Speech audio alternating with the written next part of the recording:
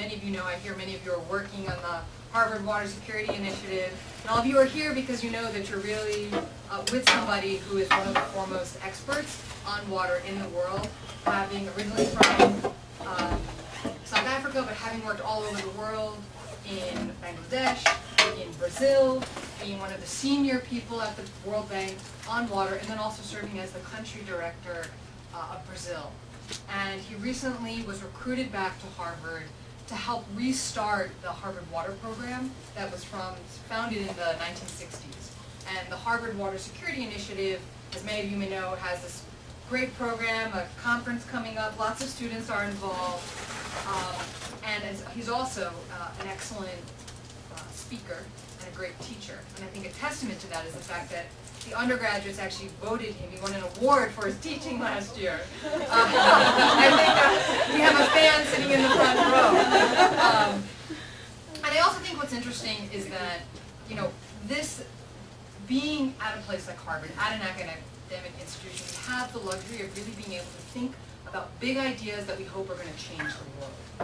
And we invite John here as both a friend and a colleague, but also recognizing that we get along personally, but that we come from different perspectives. And if you read the reading that we posted online, you'll see that John is actually not really a fan of the human rights to water and sanitation, and we don't pretend that, but we have really great exchanges. And I think one of the questions that I think this will be a topic that we'll get into and discuss. But I just want to say that I wish you a warm welcome here to the Carr Center, and we're excited to hear your presentation. Thanks, Sharmila, very much. And it's, I'm not sure, I approach this with a bit of trepidation because there's certain things that you should keep to yourself, like Sharmila and I, our discussions of such things which are, but Sharmila asked me to do it. So many of you have heard here quite a few of these pieces in other classes. But let me tell you what I want to do today. Sharmila asked me to talk about water rights, and water rights for, Sharon is here from the Murray-Darling Basin, water rights in the practice of water management means something very different from human rights. And I don't know, maybe at the end of the day it's just a semantic issue that they both have the same word in it. But I thought, well, let's try and, university is supposed to provoke discussion, let's try and look at some things where, in my view, water rights are very central, very important to management, and others, whereas Sharmila said, we have a different view on things and get some of that out. Right, so we've got probably 7, maybe 8 or 9 people who have worked in, that's terrific. And then have you worked in an organization which provides water and sanitation services? And if yes, in a utility or in an NGO, what sort of organization?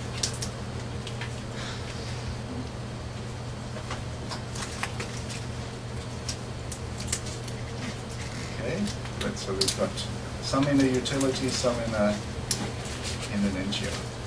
Okay, now a couple of questions. We're going to start on the big water cycle, just to get our brains going more than anything. What proportion of global water consumption does domestic and industrial uses account for, the rest being for agriculture or consumptive use? Yeah, don't think about it too long, it's just starting to get us, okay. More responses. Okay. So our median here is at about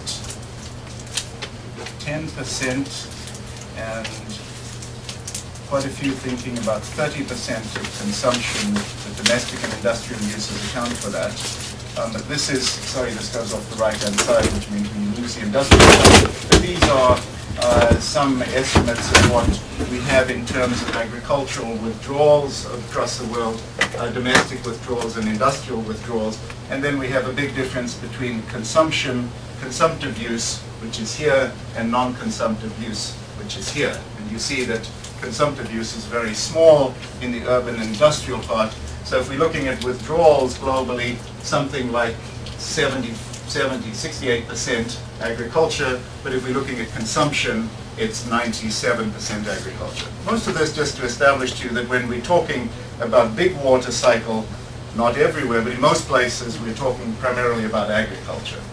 And when we are talking about urban water services, we're often talking about a very, very small proportion of the resource. It's sort of another, it's really another story in that way. And that if we look in the water-stressed basins of the world, we see that these are, I think, without exception, they're essentially water-stressed because of agriculture. It's agriculture. So the urban issue, the issue of water and sanitation services, in some places plays into the resource side, but mostly that's about agriculture. When we're thinking about the water and sanitation side, again, just what proportion of the population of the world do you think, this is data collected by UNICEF and the World Health Organization, what proportion has access to adequate, what's defined as an adequate supply of drinking water?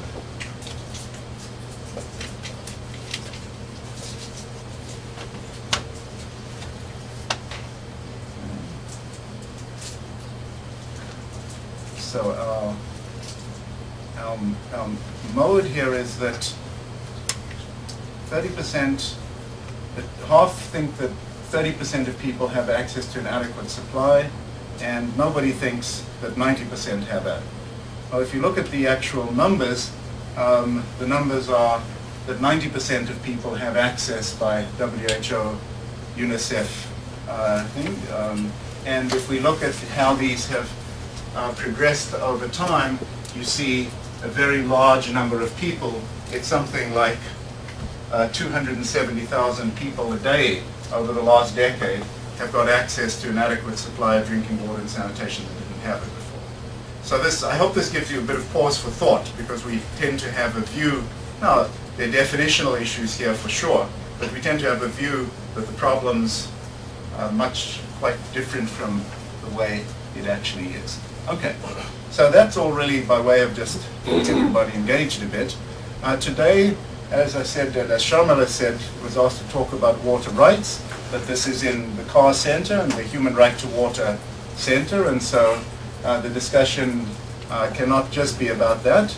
Amongst practitioners, the issue of water rights is primarily an issue that relates, as I said earlier, to the resource use side. That's what, and there's an enormous amount of discussion about water rights in that domain. And these are, in terms of the talk title, in my view, this is an absolutely central piece of what sensible water management is about. And so these are water rights that help a lot achieve both economically efficient as well as sustainable outcomes. But they're largely unrelated to the human right to water, and since that's where we are in Sharmila's program, this is mostly about service delivery. And to provoke, I will say this is a dialogue about human rights to water that I will pose doesn't actually help achieve better outcomes. And I will describe why I think that, understanding that as with all things in life, people of good faith and good intention and different experiences, there are legitimately different views about this. And let me just also interpose and say that I think this is a really important debate to have and discussion to have, but also that it's important to understand the distinction of water rights as really being grounded in property law and the human right to water really being grounded in international human rights law. And so when you talk about, in particular, tradable water rights and all other kinds of rights, we use the same word right, but they're legally coming from very different places. Good. The other qualifier on this is that I'm basically a practitioner. I have worked in the delivery of water and sanitation services at a variety of levels, from 1970s, living and working on water and cholera in a village in the interior of Bangladesh. I worked in the government of Mozambique after independence when there was a huge issue, very difficult to get services to people, large cholera outbreaks, etc. And then in the World Bank, I worked for many years as the chief of the Water and Sanitation Division, of which the Water and Sanitation program that many of you know that focuses on access for poor people was a part of that. And then when I was a senior water advisor in the bank, that was also water and sanitation was a part of all that. My last job in the bank, as Sharmila mentioned, was as a country director for Brazil, and that was water and sanitation. We had large projects that some of you know in places like Sao Paulo in the northeast of water supply. So it was a part, I saw that from a very different perspective there, and I will talk a little bit about that. On the resource management side, my first job after college was I worked in the Department of Water Affairs in South Africa. In Mozambique, worked quite a bit on big water issues. I came here as a graduate student and worked on South Asia from the old Harvard Water Program, where we did really focused on these resource issues. And then in the bank with both as senior water advisor and as a country director, again in Brazil, there was a whole set of really big picture water resource issues that were part of what we dealt with. Now, as several people here from the Water Security Initiative, we are focusing in that on what we talk about as these sort of existential, big-ticket water issues that have huge ramifications for how economies function. And there I'm working both directly through Harvard and in a variety of other ways with Australia, the United States, Pakistan, and Brazil. So that's really what, oh yeah, the last piece, which really is cut off at the bottom here. The beauty of being a professor now is that I can actually say whatever I want to. And although I was never known in the bank as being somebody shy of saying things, there were certain things that you definitely did not touch at the bank. They were like third rails. You didn't, so saying that I didn't think human right to water was a good thing in the bank, I was smart enough never to say that. So this is, you know, saying to some students today, it's like, how often do you beat your wife? You know, it's a question like that. So these are much more to stimulate a debate, and they are, and it actually at a more serious level, it is really very important that you don't think, this is often what people say is, aha, now that you're liberated from the constraints, you will say what the World Bank thinks. This is absolute heresy in the World Bank. So this is definitely not, this is not the now revealed sort of view of the bank. Okay, so much for that. Now what I wanted to do was, not do any more PowerPoints, but to talk for maybe 20 minutes on each of these two things. Firstly, the water rights in the resource side, and then a bit on how I see the human right to water issue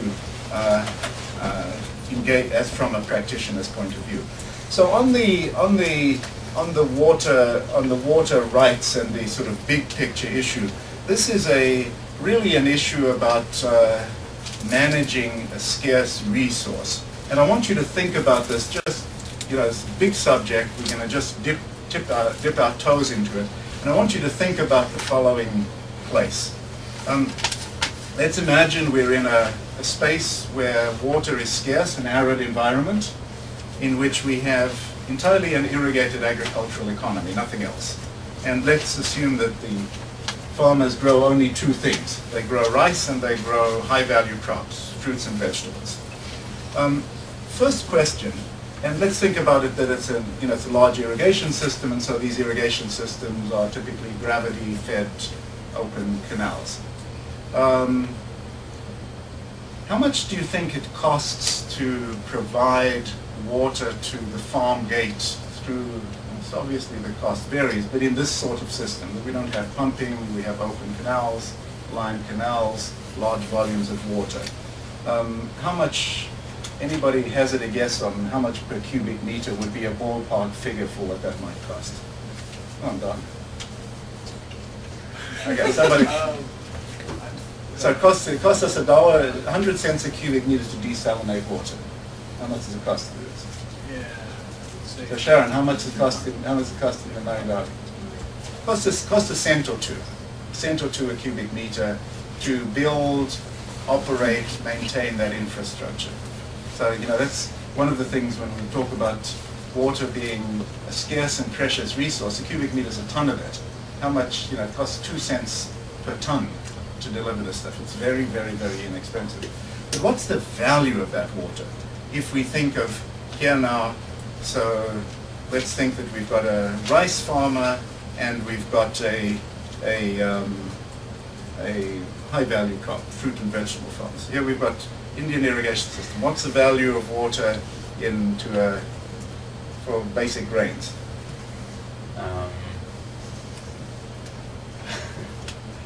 Putting you on the spot. I didn't mean to put you on the spot. Okay, so I mean, these things obviously, these are all very, very ballpark. Typically something like 5 cents a cubic meter is the value. Quite difficult actually to decide, to define how, and you can go into that, how you find out what the value actually is. Quite difficult to find out.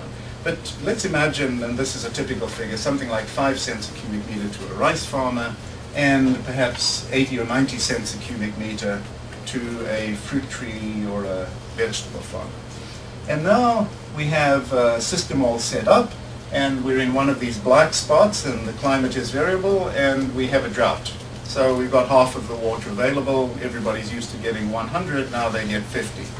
There are basically two ways in which you can redistribute this. If you have the government deciding on what happens, what would be a fair way of dealing with this? Everybody's got a license to take so much water, but there's only half the amount of water available.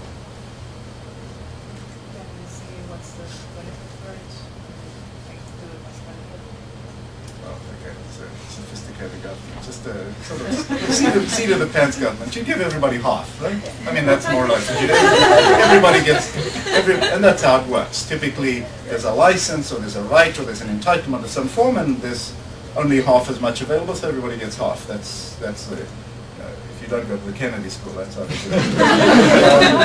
But then you have a situation in which the rice farmer only gets half of the amount of water, so he can only grow less rice, and the fruit farmer and the vegetable farmer can only get that. But remember what we said about the value of water. So the value of water may be close to $1 a cubic meter. You're the fruit farmer, and she's the rice farmer. So now there's a water scarcity, and you are neighbors. What conversation do you have with each other? Jazdeep, you're the fruit farmer. So you've got your fruit trees, and you've invested a lot in them, and a good bit of your orchards are going to have to go out of business because there's no water. And she's a rice farmer. So I would like to buy the water from. Okay, and what's the value of the water to you?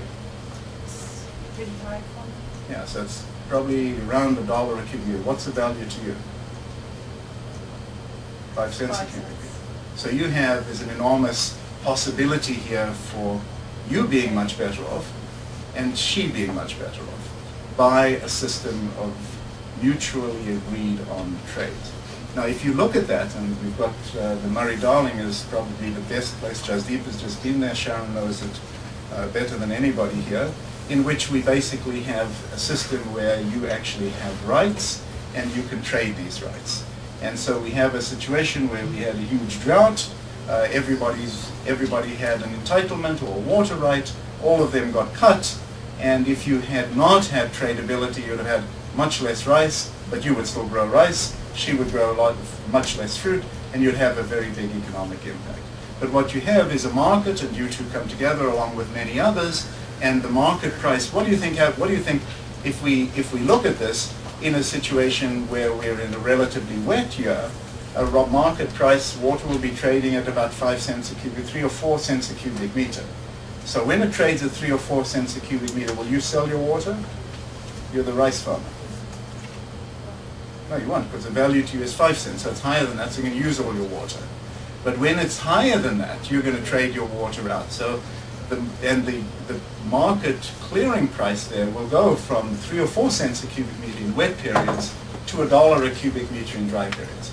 And this means that you have huge shifts, and you have happening in that exactly what you want to happen. And that's in a dry time, when the value of the water is very high, you're not going to grow rice. You're going to actually have a much better time. You're going to go to the beach, and you're going to make much more money out of selling your water than you ever did from selling rice. And you're going to go to the beach for a year and be just fine, and the government doesn't have to come in. There's no conflict between you. All of it settles out. Questions, if you're in a bigger country, about food independence, and you really want to grow so many grapes, and some other questions in this. But this is basically how the water market functions. And we have here now in, let me ask Kai this question then. So here we have a market, right, which is Kai's New Zealander, so she can say all the nasty things she wants to about Australia. That goes with it. So here, how would you feel if you were a government trying to set the price for this market? This is would you think it's a task you could manage? You would be able to say what the price should be at different times? No, we have. I don't know what people do it. Yeah. It's extremely volatile.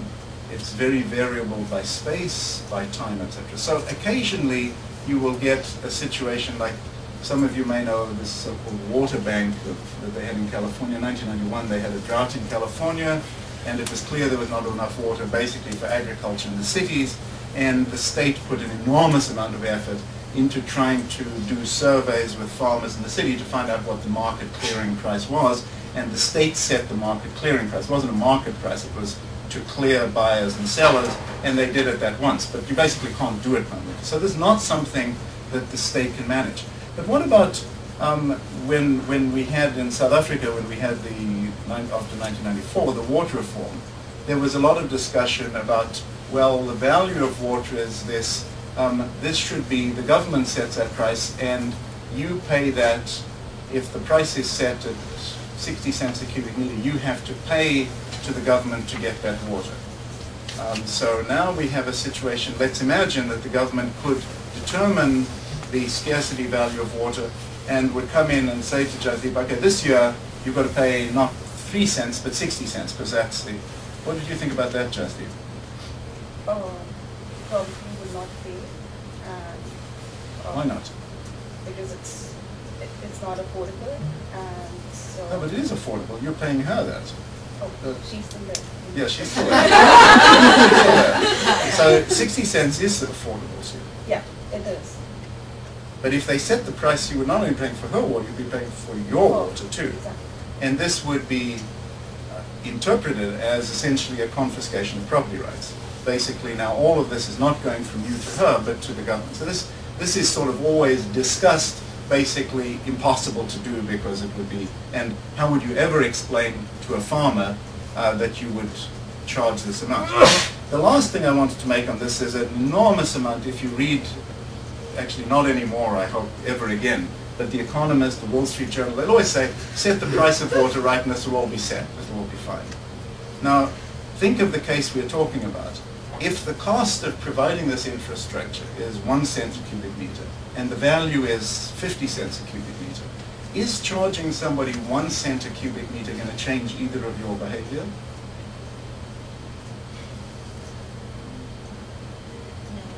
It's not going to change your behavior because the discrepancy between the value and the cost is so big, and it's actually, if you can get the opportunity cost expressed in a market, it will change your behavior dramatically. But the cost of the infrastructure in these systems is typically so low that it is actually completely irrelevant to behavior. It's very important for the operation of the infrastructure. It's very important that the infrastructure be built, maintained, operated, and so that 1 cent, that the cost recovery part, is very important for the infrastructure management.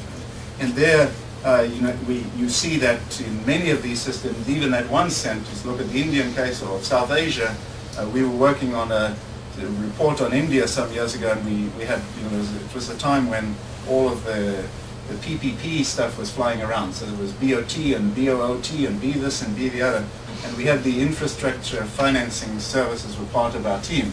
And they said, oh, you haven't understood. India is very advanced in this. We have the BNR model. I said, BNR model? What's that? They said, our model of infrastructure is build, neglect, rebuild. That's how we and that's because you don't even get the 1 cent back.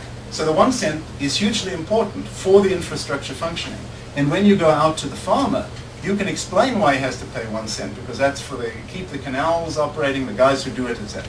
So this is the last part I will say about that is this great illusion that setting a tariff, a cost recovery tariff in irrigation has anything to do with this efficiency. They're in completely, in my view at least, completely different domains. But when the Wall Street Journal and The Economist are suggesting to charge, they're probably referring to the scarcity costs and not just to the infrastructure costs. They don't actually know what they're talking about. That's generally, as you know, in irrigation, people think about it as a sort of an urban good, and then you say, like, well, how would you, Mr. So-and-so, feel if they charge you the scarcity cost? Well, of course, that would be expropriation of property rights, and they wouldn't be very happy with that. It's actually just not understood the irrigation economy very well. So, but this is all something which is now I mentioned a couple of the cases. You have the California Water Bank, was sort of a one-off case.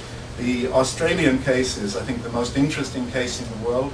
This was derived actually from a very different. It wasn't about water in the first instance. It was about an Australian economy becoming non-competitive with East Asia 30 years ago, and they started. This was in post-Reagan, post-Thatcher.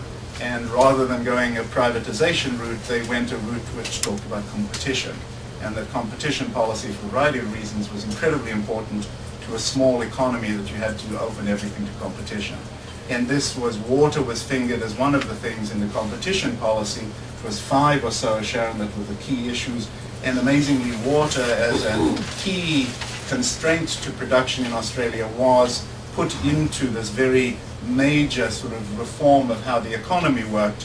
And what happened over the subsequent 15 or 20 years was a huge amount of a water reform agenda in which basically tradability, property rights, and this nothing that would, and reducing transactions costs of tradability became a centerpiece, with eventually interstate trade of water became the centerpiece. And this was the salvation of the Australian agricultural economy, because this was all in place, having nothing to do with drought or the environment, when this huge drought hit for 7 or 8 years. And they were able to adapt in a way that you had the rice farmers going out, the others doing just fine, and a 70% reduction of water having very little economic impact.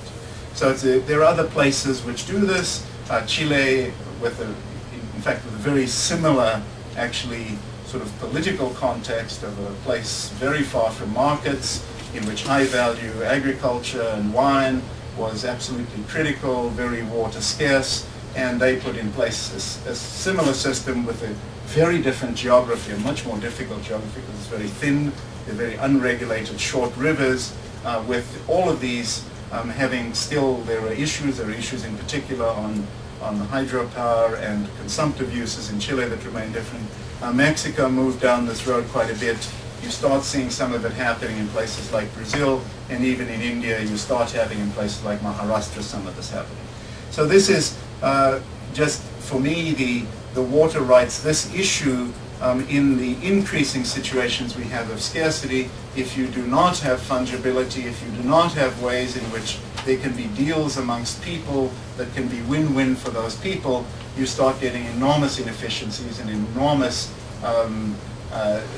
problems into your water economy. So to me, I mean, this is, just dipping your toe into a very big issue. To me, this is one of the most central issues as to how you go about setting entitlements, how you go about getting these sorts of incentives into systems where water is scarce. Sharmila. Professor Briscoe, so if the government should be the one setting the price of the water, then what kind of institutional structure, oversight, or I suppose support for the deals should exist? Good question. What you need to have is very clear rules of the game. You need to have a good regulatory structure so that people know.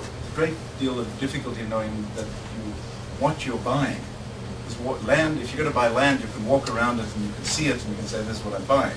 With water, you're buying access to something. And if you have, what's the reliability when it's dry? Will I get this water? Won't I get it? What's the water is a very non-homogeneous good. This is sounds like a rather strange thing to say, but it's absolutely central to it. Water that, if I can provide you with water that's 100% reliable, this is an incredibly valuable commodity. Water that's going to come half the time has very little value. And water that comes when I don't want it has a huge negative value. So a cubic meter is not a cubic meter, is not a cubic. These are completely different products. And so the market, if you want a market to function, I've got to know what I'm buying. So there's a lot of information in the market. The biggest issue of all with this is third-party effects. And that is, we'll just touch on it for a moment. The first of these is that when we're dealing with water systems, typically, if you take an agricultural system, a farmer will be applying water to his field, and some of that is used by his plants for evapotranspiration, and some of it is returned to the groundwater goes downstream, goes back to the river, or the next person down the line uses that. So when you're going then to trade, if I'm taking 100 from the river, should I be allowed to trade 100 to the city? Can I sell 100 to the city? Or can I only trade the part that is actually, that I have historically used consumptively, because in fact a part of that belongs to the guy downstream. So there's a, and these are very important issues. If you look, for example, in the Colorado, in the Imperial Valley, the Mexicans are downstream, and basically efficiency, so-called efficiency improvements in the Imperial Valley is basically finding a way to expropriate the Mexicans' use because they've had all of these recharges. So you need somebody who can keep the water accounts and who can say, Sharmila, you may want to sell 100, sorry, you can only sell 50. This is what's for sale. The other belongs to somebody downstream. So you need that. The second area where third-party issues come in is in many ways more complex still. And that's the issue which, again, in Australia right now is a huge issue, and it's a huge issue in the Western United States, is that, let's say, a whole irrigation district or a large number of people decide to sell their water and get out of irrigation and go to dryland farming, or get out of it altogether. There's first the issue that everybody depends on the canal which comes in, and you're essentially leaving, there were 100 people who helped pay for that canal, half of them leave, the other ones have to pick up the costs that those, so there's a whole set of issue of having to pay for exiting, so you can see how to deal with it. But the biggest issue is that when that starts happening, of course, what happens is the guy who sells the tractor and the guy who sells the seeds and the revenues for the school district and everything that come out of this, they say, this is harming us because you're moving, let's say you're selling it from the farm to the city. So we are third party who are harming us. And this is an issue which is very difficult because on the one hand, how is this different from General Motors decides to close in Detroit? They're also third party. The corner store decides, I live in Lincoln, Massachusetts, our damn supermarket fell down last year. It's a big third party, I have to go to Concord to do my groceries. So I'm affected by that. But if we had a system in which that person is required to come and do it because, I mean, nothing ever moves. That's how our system works, is that things are mobile. So is water in that sense any different from any other factor of production? And I think there's an argument that it's not. By the same token, we always talk about, when we're talking about water, I always use this analogy to Professor Wilson in the biology department. Students, I've all heard this ad nauseum. Last year, Professor Wilson was talking about biotechnology, and he gave this, to me, this great sort of three-liner. He said, in biotechnology today, we are talking about a very interesting sort of witch's brew. On the one hand, we have godlike technologies, medieval institutions, and Paleolithic emotions. And so when you're talking about, General Motors plant, it's not quite the same as water. Water exists in a different place in people's psyche. And so you get tremendous resistance to these movements. And whether are they third-party impacts that should be taken into account, the political reality is you have to take them into account. So you have to deal with those third-party impacts. So yes, there are, one of the things, Sharmila, that's very important, I think, in any of these policies, we're mostly dealing with third, fourth, and fifth best alternatives. The first best is very difficult, often not practical, and the question is always, is third better than ninth or tenth? So the counterfactual, because these are, every one of the things that we do, you can poke holes in it and say, that's not good, that's not good, that's not good. The question is that less difficult than the other alternative? So water markets have a series of issues, but this fundamental incentive that will drive water out of growing water in an arid environment when it's scarce for low-value production into, that's the central driver around. John, before you move off of water rights, what about controlling people's initial access? So if you had the ability to pump groundwater as opposed to just relying on the canal, how does that play into water treatment? Yeah, I mean, it's bad enough with surface water rights. Groundwater rights are very, very difficult. And they are, there are some issues. I mean, the case, we talked about that in class in Los Angeles, where you basically essentially say there's an aquifer and it has this much sustainable yield, and existing uses are sanctified or everybody's cut equally, and that's the starting point, and then no one else can go into it, and then you start trading around that. Not easy to do in Los Angeles when they did it with 70 pumpers. Try it in Gujarat where you have 1 million and you have very poor knowledge. Very, very, very difficult common property problem to solve. Some efforts to try to solve that, and then you know I think indirect methods, what they're doing in Gujarat, basically you ration on energy and you try to create a limited amount of pumping through this. But if the others are third and fourth best, in groundwater we're dealing with 23rd and 24th best. Very, very difficult problem. And a problem of transcendental importance, as you're well aware. I mean, North China, India, these places are all living on borrowed time to groundwater. So it's very difficult. They're all difficult. Okay, so let me move on from that, which is, the whole, scratch the surface of it, to some of the ways in which I see the human right to water. And I want to start here with something that appears not to be connected, but to my mind is very deeply connected. And it relates to the issue of how priorities are set in development. And let me give you 3 cases here. Can I say something before you change Sure. the subject? If I get the line of your reasoning is that when it comes to irrigation, having rights can be an obstacle to efficiency. No, that's the opposite. That defining, like from the point of view of human rights. Sorry.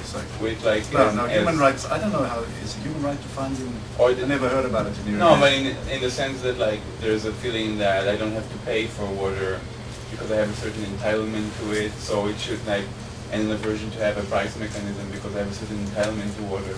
So that can be an obstacle to efficiency.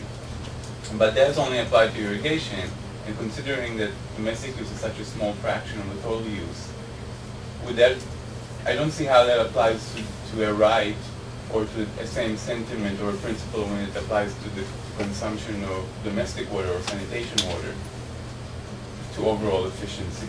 I actually tried not to go there, but let me be very, very brief. Because if you look on the structure of costs in irrigation systems and in urban water systems, they're radically different.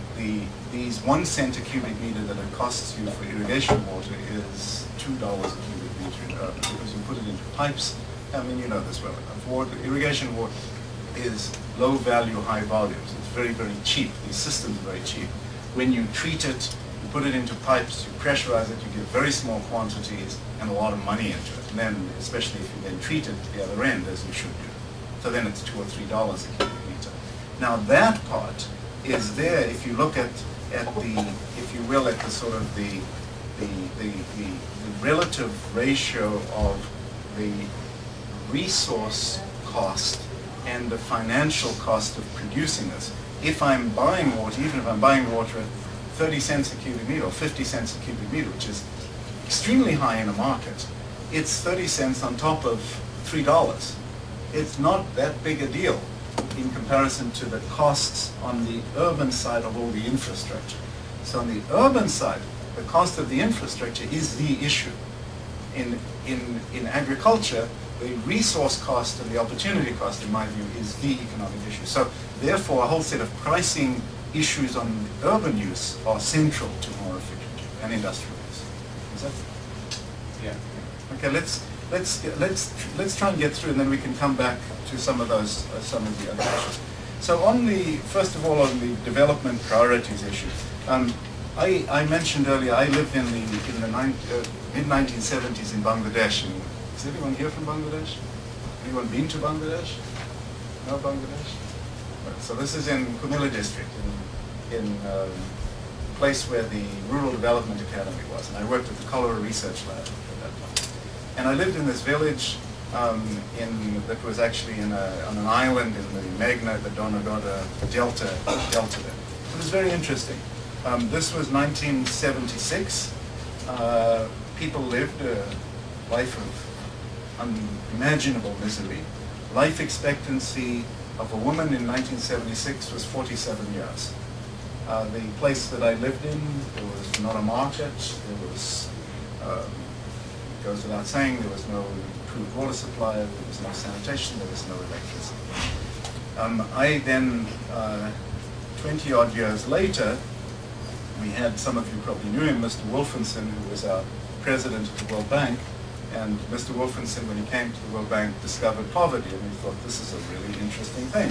So he had spent his life on Wall Street, and he discovered poverty, and so of course, since he discovered it, no one else knew anything about it, so we were all instructed to go and discover it too. So, so there was a whole, you're all guys sitting in the halls of Washington, you should also go to interest. I was very happy because I had been actually very much looking forward to going back to the place I had been in the 70s, this was in 1998, and seeing what had happened, and finally I had an excuse. So I went and spent a couple of weeks, 21 years later, with the same family who I had lived with in 1976.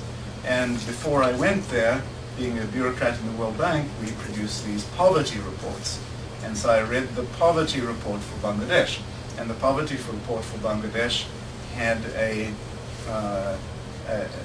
as all of you in the Kennedy School would expect, an enormous amount about BRAC, Grameen, NGOs, and the transformation they had wrought on Bangladesh. And I actually had a friend of mine, she was in communications, and she taught me this extremely sophisticated technique for analyzing information, that you count the number of times words are mentioned. And so I got exhausted after the executive summary, but in the executive summary, NGOs and microcredit and all this were mentioned, if I remember, 75 times. And the word infrastructure was mentioned once. So armed with that, I went back to the village I worked in, and the village, this area was a part of, some of you know of the Cholera Research Lab, the best demographic data probably anywhere in the developing world. The life expectancy of women was not 47, it was 68. They'd gone, something which had taken, the developed world 4 centuries to do, they had done in 20. It was absolutely astonishing. And we went there, and the place was, there was markets, there was activity, there were different colored toilet bowls. Modernity had arrived, right? And so I had a little questionnaire, which I had all the notes of the families that I had known 20 years earlier, and so I had these, like questions of, is your life, do you think your life's better now, and what do you think the reasons for that are? And is your life better now was sort of embarrassing because it was so obviously better. And everybody said, are you kidding? This stuff. And I said, so what are the main factors in this? And this was an area, as I mentioned, was an island as much as Bangladesh is. And they had built around this island, the Asian Development Bank, was an Asian Development Bank funded project, which had, this island went underwater for 4 months every year. So they had only one crop a year, and this was it's a very interesting crop. It's called the floating rice. And as the water rises, the rice floats on the top of it. So it gets to the stems are like 12 feet long. It's an incredible process. And when the waters recede, there's all of this, and you see what happens. Is most of the production is going into the straw, and there's very little in the crop. And so the basic idea was, you build a dike around this. This is very primitive engineering thinking, right? Not modern thinking. Build a dike around it. It'll keep the floods out, and then we can pump water in the dry season. Instead of 1 crop, we can have 3 crops. Instead of long rice, we can have short rice, and everything can change. And that's what happened. The project, vehemently opposed by the environmental community as, this is going to destroy this and do this and do the other thing.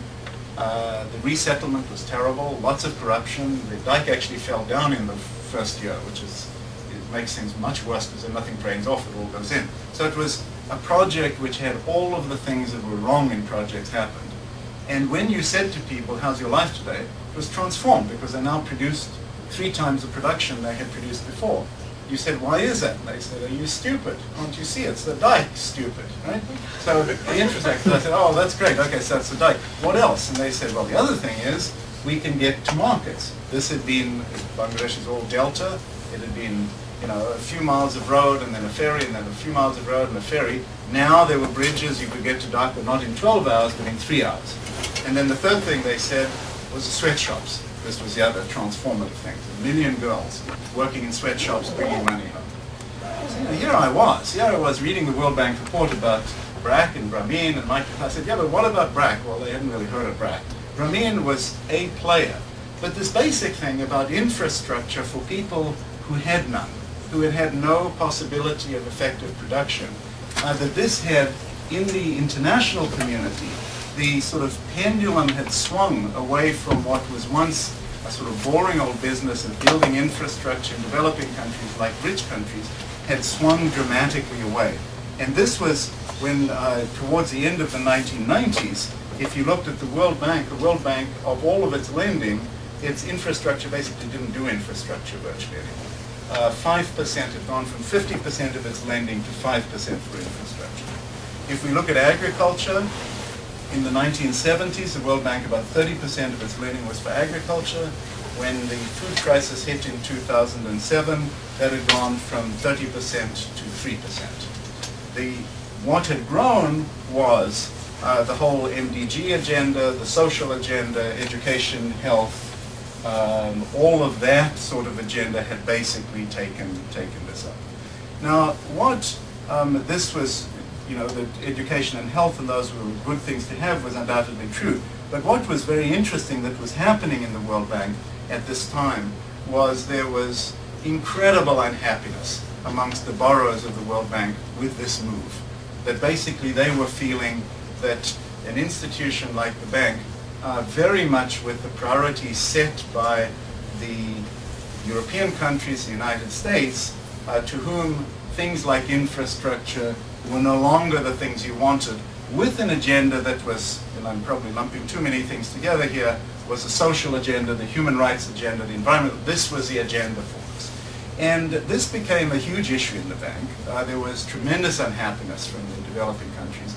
And this, you know, it's a story which I will not recount for you in all its gory detail, but in the early 2000s, this all sort of came to a head around the World Bank policy on water, in which I was the author of this and basically said, you've all heard this all many times, you know, if you sit in Norway where you've developed 90% of your hydro potential, you're saying to Ethiopia with 1% you can't do it, this is not the moral high ground, this is the moral low ground.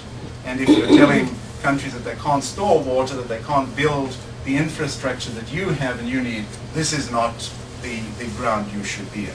You know, what happened around that time, of course, was it was actually very, very interesting because it was the start of the basically economic geography becoming apparent how the economic geography had changed. And this was basically, I mean, you know, in the heart of this issue was an alliance that I, as the author of it, had with the governments of India, China, Brazil, and the Africans to say, we're not doing this anymore, we're changing. These are things which are absolutely essential to development, and without those, nothing else would. You can't put what they perceived it as the cart before the horse. If you don't have a productive economy, if you don't have energy, if you don't have reliable services, the idea of these much higher order things is not going to materialize. And so here you've seen this happening in a very, very important way. The last thing I wanted to touch on was my last job in the World Bank, which was in a different way, was I was the country director for Brazil. And this was actually a very interesting experience because then as the country director, I wasn't the water person anymore. Now I dealt with everything. And as all of you know, Brazil has made dramatic gains in the last 15 years in virtually every type of index on it. And what was very interesting to me was in the World Bank what we had, I mean, I'm sure many of you will end up there, is you have, as a country director of the World Bank, what do you deal with internally in the bank?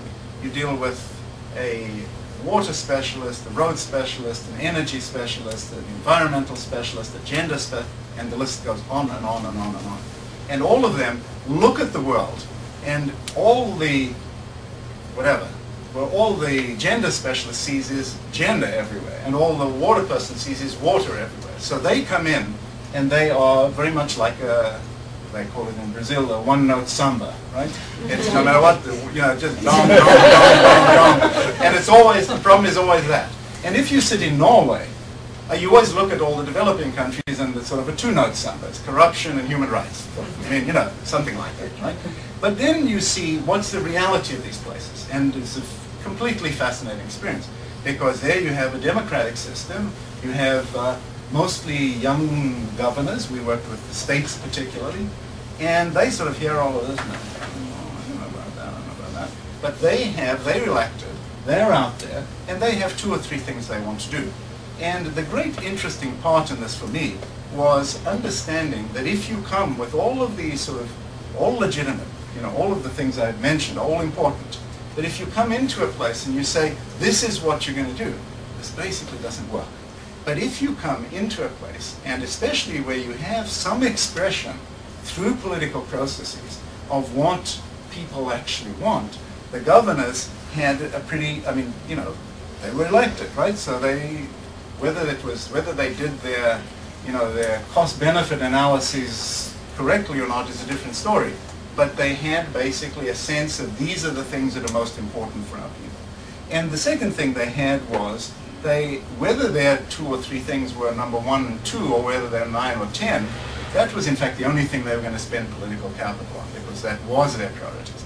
And so we did something which I was, roundly accused in the World Bank of being a sop to demagoguery, and because, we didn't do our analysis, it wasn't the most important problem. I said, well, sorry, they were elected, you weren't elected. And second thing is, that's the only thing they're going to spend their political capital on, so that's what we're going to do. And this was very interesting, because it meant we had actually a very interesting index of, in a sense, our performance, which was how long it took from projects starting to projects being approved for preparation to actually taking place. And that when I got there, it was 36 months. I said, guys, it's impossible. These guys are in office for 4 years. 36 months is basically going to happen. Everything's going to happen after they've left. By being much more sequenced, much more prioritized, and only going with those things where there was really a will to do them, we went from 36 months to 10 months, and our program went like that, and this happened. Now what this, for me, why I say all of this, is because when I look at the issues of human rights, is this a good thing? Yeah, it's like all the other things, probably a good thing. But is it organic in these places? Is there in fact, not human rights, but human rights to water? Is that coming out of the societies? And I mentioned this to some people know who he was, because he was here the past few days, and he said, this is to David Gray, he said, if I ever said that to any of the ministers, they'd just throw me out the room, because they have a host of really, really, really important problems that they're dealing with, and this is something for them that would be coming completely out from left field and have very little to do with their constituencies or what they're meant. Now I wanted to touch on I'll go through one case and then I'll shut up. Actually, that one case, then I'll draw some.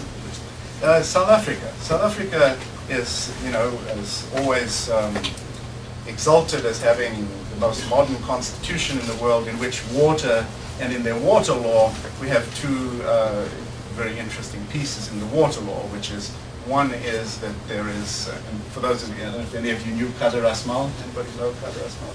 He was a lawyer, by the way, a human rights lawyer, in fact, and a very great human rights lawyer, and a fantastic person. He was the water minister, so there were 2 things in the water law, so that one was called the ecological reserve, which acknowledged, as it should be, that we have to have water to keep ecological functions going, and the second was that there was this basic right to water in the Constitution, in the water law, and that there was every citizen of South Africa had a right to 20 liters, I think, or 30 liters a day per person of water. So out of this law came a whole question of, so what is it, how does that actually go into practice? And then we get into, well, it's a right, but it's not free. And then somebody says, yeah, but what's it? So that seems a very fine, so if it's a right, but I have to pay for it, why declare it a right? If it's a right, it doesn't come in free, and that's where I think then we get into the interstices where I'm told by all people, no, it doesn't mean that, but I can't understand what it is if it isn't that. So we had a whole thing in South Africa which was basically, is the state going to pay for whatever, 30 liters per person per day? And it's very interesting because there was, in some environments, this actually worked very easily. In Johannesburg, for example, some of you may have been, a big city, a lot of rich people, and about 20% of people would fall under the level of having an entitlement to it. So it basically didn't matter. It's very easy for Durban or Joburg to just do this because it's at the rounding area, it's expensive to collect it, so free water there. But then if you go out to to most of the smaller towns in South Africa, the 80 rich, 20 poor demography is exactly the opposite. It's perhaps 10 poor, 10 rich, 90 poor. And then you say, okay, so what exactly does this mean in a situation in which the majority of people got it? And I was in a fascinating conversation, this is 10 or 12 years ago, between the Minister of Finance and the Minister of Water in South Africa. The Minister of Water said to the Minister of Finance, Trevor, you have to give the money for this basic supply for everybody. And Trevor said, over my dead body I do this. Because we have a system that's very well structured of fiscal decentralization. And this basically, we had a formula where every municipality would get, so basically a centralized revenue system, would get revenues for the municipality depending on their poverty level, etc., etc. So small, poor municipalities got a substantial amount more. So the finance minister says to the water minister, so place, whatever, Viljoenskroon. Viljoenskroon is getting 100. You want me to tell Viljoenskroon that, whatever, 30 of that 100 has to go for water. Well, I'm sorry to tell you, Mr. Water Minister, that place, people have no jobs. They don't have electricity, they don't have transport, they don't have schools, they don't have everything. They're very poor. That's what it means to be poor. Why should I be the one who tells the local government, you have to do this here? Because if we make right to health is there a basic right to health? So, There probably is too, right? It all comes from the covenant. Okay, so all of this comes from the covenant. So once you've added them all up, I'm giving them 100 and they need 400 to meet all of their covenanted rights.